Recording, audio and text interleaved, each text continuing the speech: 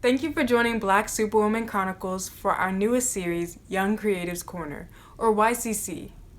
YCC is a series of interviews that was created out of necessity as a place for young Black female artists to have a place to showcase their work while networking with other artists around the country.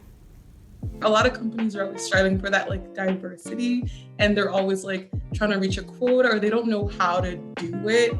I don't know, or when they do it just seems forced. You can tell that they're just having these people on here just to meet the quota.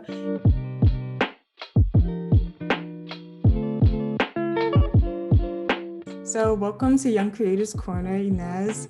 I just wanted to start this interview off. First, tell us a little bit about yourself and your work. Hi, my name is Ines Donfack. I always say it rhymes with finesse.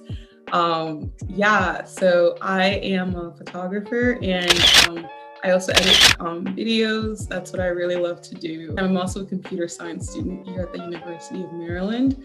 I'm in my sophomore year, but really my passion is just photography and filmmaking. I love shooting people, so portraits is kind of my main thing. I also just love playing around in Photoshop and seeing how to create my own, my style, or just bring some life to the photos. That's kind of what I do. How did you actually get into photography, and when did that start? Yes, I love this story. So it all started because my parents were cheap. Sorry, mom and dad. And they refused to pay more than $50 for a phone. So growing up my whole childhood, I was rocking the Android, whatever, when everyone else had their little iPhones. Looking with my iPhone 6, iPhone 5, not me. I had a random Android. I wanted to flex on the gram. I wanted to post my selfies, but I can't post no selfies if the quality's so bad, just so you can barely see me. So I begged my dad to buy me a camera so I could take my selfies and post them on Instagram. So he got me this tiny little Nikon something, a typical vacation point and shoot camera. And I was like, okay, I can work with this, taking my little selfies and whatnot. And then I just read the manual and went online trying to learn more about how to use it. And lo and behold, I discovered there's so many other things you can do with a camera besides taking selfies. And I just learned so much about I became obsessed with it. So up until then, I had been using entry-level cameras, not even full DSLRs, just to show that you really don't need a fancy camera to take creative photos. Yeah, and I love that especially if anyone who's listening wants to get into photography and maybe doesn't have the finances or anything. So what is it about portrait photography that really draws you in? Yeah, what initially drew me to portrait photography was the fact that I didn't live anywhere interesting, so there weren't cool landscapes or cool cities, so people were the only interesting thing I could do. What I love about portrait photography now is that every person has a unique story. And that's kind of cliche, but every person is really different. I feel there's so many places to travel in the world, but there's so many people to travel as well, people to visit, to get to know, each of them individual and unique point of view on the world. So I love how shooting people allows me to just have more variety, and also to just be able to kind of in my own way portray the human experience, even through just these little photos. I think it's still really special. So how did you find your style in photography? Yeah, thank you for bringing that up. I think diversity is very important to me. And I think one of the reasons, I can't speak for every minority, of course, but I just feel I'll just speak for myself, actually. Let me not talk about other people. I feel for me, because I'm a minority, it's the only experience I know. I've only ever been a minority. And so I'm always I'm never just drawn to one particular race. And I'm always drawn to people who are different like me, and then as far as just developing my own style, that's really a work in progress. I don't know what my style is right now. But I think some helpful things that I've done to kind of get there is honestly just experiment. And I've noticed that I've grown the most as a photographer when I just let myself be obsessed with my own work and do what I like and not care if it sucks. Because a lot of my photos, yeah, they're not the greatest. Like there's people who are better than me. And in the past, they weren't that good either. But in those moments, I really liked them. I liked my own work, and that allowed me to keep going and keep finding out what else do I like. So really, the way I derive my style now is by asking myself, what do I like? Not what's popular, not what's gonna get the most likes, but what inspires me, what makes me go, oh wow, did I do that, sis? I think just having that type of confidence, I feel like that could be really inspiring for other people listening. It kind of feels like there's almost a sense of like resistance in your photography. Like as you look at the image, usually someone is looking directly back at you through the camera. So is that type of theme intentional with your work? Wow, I've never thought about that before. I know for a fact, I definitely do, when I take photos of people, I always tell them, look at the camera, don't smile. Like that's always my cues. I like that. I like having the eye contact and just like I think the photo's more striking. It makes the viewer maybe feel like, I don't know, they're being like looked at or something. Mm-hmm. I think maybe it wasn't intentional that like I'm going for the resistance thing, but I do think that it makes sense based on like who I am as a person. I feel like with my work, I am trying to tell my own story, and that's very much entrenched in like my identity as like a Black person, and just like knowing that this space of photography, I guess on Instagram, is very whitewashed, and I'm kind of doing my own thing. So I think the resistance comes from there. The ode to the future, what does that mean to you? Okay, yeah. Another funny story, always going back to middle school. So my dad, when I was in middle school, he made me go to this entrepreneurship boot camp that he hosted in our basement. Typical African parents, he's very into like being your own boss, owning your own business, blah, blah, blah, blah. So he like really instilled that in me. So when I was in middle school, I had several like little businesses. I sold cupcakes, I made t-shirts, and then I did photography. That was like my third and final business. And so I wanted like, he made me make a business plan, and like he made me write down like everything, my goals and everything like that. And so I wanted a cool, striking name. So I think originally I just like loved the word ode. I didn't even know what it meant. I just liked the idea of the word ode. I thought it was so cool. So I think I tried ode to freedom, ode to future, ode to something. I needed it to sound cool. And then I just stuck with ode because I thought it was cool.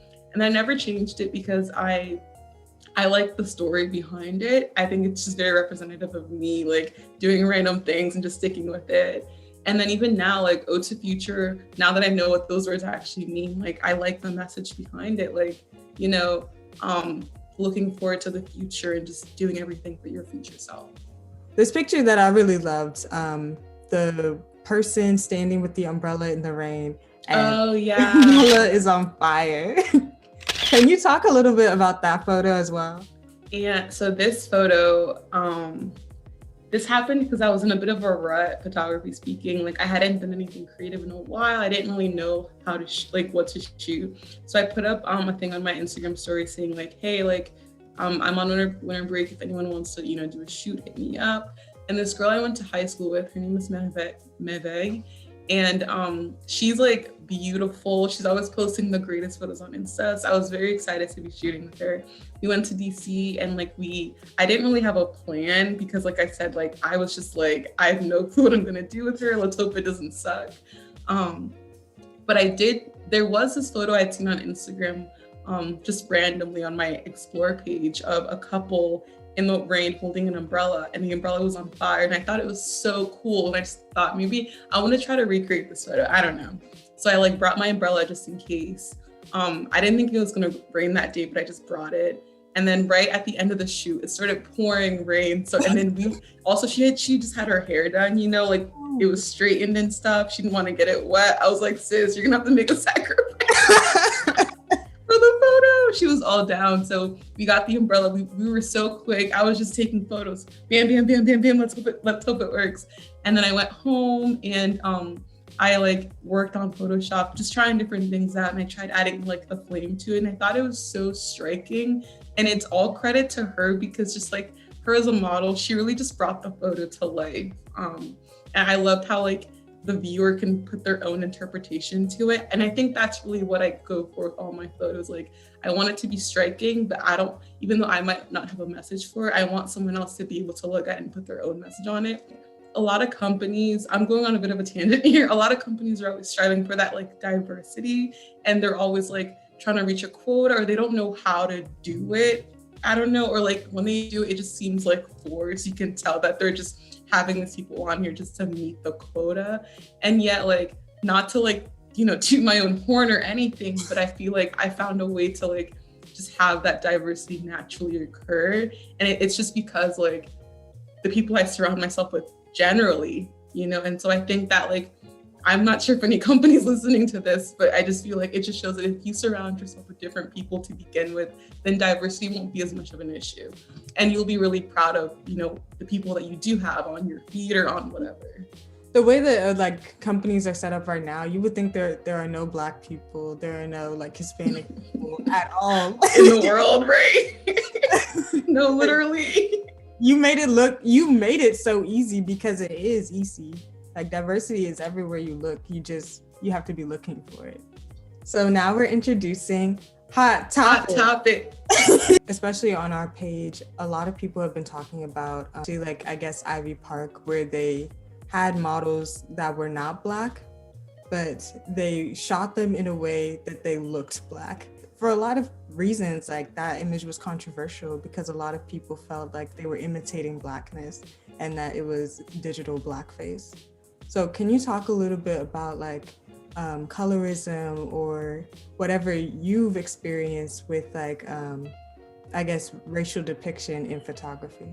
I would say, yeah, like definitely colorism, you know, it's always been a thing. It's really not a new topic at all. Like I was saying even before, like in my sphere of like portrait photography, like I remember when I started in 2015, like there were never any minorities, let alone Black people, bruh. No minorities, period. It was just like the most generic, like, you know, standard Eurocentric, beautiful women looking. I think now I've noticed a shift in the photography community where like people are, especially with like the whole like Black Lives Matter thing that happened over the summer, people are trying to be more inclusive. And maybe I just follow more Black artists at this point. I don't know. But I've noticed it's really interesting, like colorism definitely exists like in film and like in movies and that kind of stuff. In photography, it's a little different because striking features are considered as better. So maybe it might be more of like tokenism than colorism that I see, but it'll be like, they love like really, really, really dark skinned girls, and they love like, I mean, I think it's a good thing, honestly. I'm not sure how people feel about it, but I've noticed a lot of like agencies really like highlighting like, you know, either like the person that just looks the most like exotic or different, like super, super dark skin, or like the craziest, like, you know, like thickest hair or whatever. And they'll do like a lot of like portraits with them. And I think it's cool. It's a great way to like do diversity. Maybe to some people it might be kind of tokenism. Like, but if you want to see less of that colorism and things, follow more Black artists. So I guess my question is like, what is the effect of showcasing Black women in these spaces that are more like sad or like dark? And what are your thoughts also about like depicting women in like pain and distress in art and media? I think that allowing Black women to be shown as like sad or vulnerable, that's just like opening up the array of things that we're allowed to be in the media and the ways that we're allowed to be seen. And I think that media translates to real life, because what you look at when you're a kid, you're watching TV, that's how you end up interpreting the world through what you see on the media. So if we can allow Black women to be depicted in all sorts of ways, happy, sad, strong, weak, whatever, then when we get to the real world, I think that they'll also be allowed to be those things, and there won't be as many stereotypes or as many expectations. So I think it's very important. However, like a caveat with that, it's also important that the person doing the depiction has the best interest of like that community.